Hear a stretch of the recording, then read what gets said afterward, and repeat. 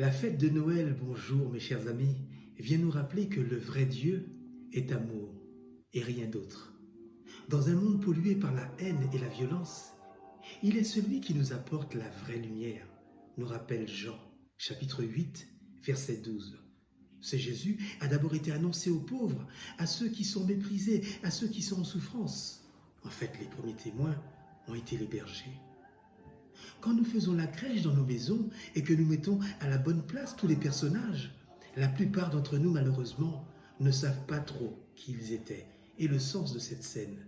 Fort heureusement, pour les chrétiens, les évangiles rapportent que Jésus est venu sauver ceux et celles qui étaient perdus. Nous rappelle Luc, chapitre 19, verset 10, accablés par la souffrance, et tous ceux et celles qui ont été rejetés à cause de leur mauvaise vie aussi, comme c'est le cas de Marie-Madeleine dans les évangiles, de Zachée, de Matthieu le publicain, de la Samaritaine, de tous ceux qui sont abandonnés aujourd'hui par notre société. Avec le Christ, c'est la victoire de l'amour sur la mort et sur le mal. Nous allons bientôt être nombreux à fêter Noël, où tout est prévu, le sapin, les décorations, les cadeaux, le réveillon. Mais n'oublions pas de penser à cette bonne nouvelle, à celui qui est à l'origine de ces festivités. Cette bonne nouvelle doit être proclamée à toute l'humanité et en priorité dans les périphéries. Maintenant, les associations s'organisent pour aller vers les plus pauvres, les personnes seules, celles qui sont à la rue et sans ressources. Et avec les aumôneries, des messes sont célébrées dans les prisons, dans les hôpitaux. Oui, frères et sœurs, bien-aimés du Seigneur, le Christ rejoint tous ceux et celles qui sont accablés par la souffrance, la maladie, le deuil, le chômage, les conflits sociaux.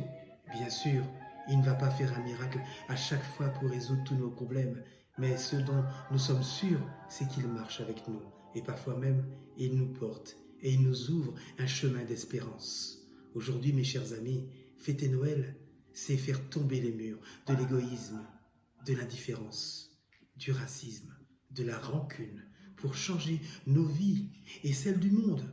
Car Dieu continue à nous envoyer son Fils, ce Jésus dont nous fêtons la naissance, continue de frapper à la porte de notre cœur, nous rappelle Apocalypse, chapitre 3, verset 20. Et en cette nuit de Noël, nous sommes tous invités à l'accueillir, à lui donner la première place dans notre vie et faire tout ce qu'il nous dira de faire, nous rappelle Jean, chapitre 2, verset 5. Avec lui, c'est la joie et l'amour qui entrent dans nos vies. Il veut habiter le cœur de chaque homme. Alors oui, soyons dans la joie et l'allégresse, car Jésus est le plus beau des cadeaux que nous puissions offrir en cette nuit de Noël. Amen et bonne fête de la Nativité. C'était Raphaël et le partage de la parole dominicale de la Fraternité Lataste, Martinique, pour les personnes privées de liberté.